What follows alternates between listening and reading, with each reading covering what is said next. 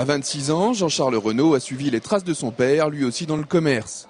Il a travaillé quelque temps à ses côtés à Montournai, près de Pouzauges, avant de se lancer dans le grand bain. Courant 2007, une opportunité se présente à la Chaise-le-Vicomte. Le café Le Terminus recherche un nouveau patron. Jean-Charles est tout de suite intéressé. Avec ses petits moyens, il ne pouvait s'installer autre part que sur une petite commune. Mais avec le recul, il se dit quand même qu'il a eu beaucoup de chance. Mon projet s'est tenu à très peu de choses.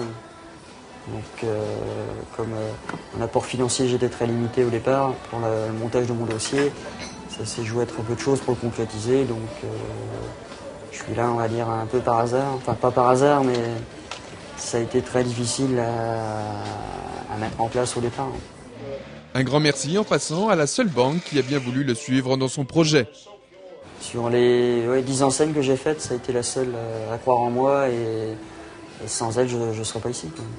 Le Manceau, qui a pas mal voyagé avant de débarquer en Vendée, a toujours eu soif de liberté. Être à son compte, c'est suivre ses idées, travailler pour soi.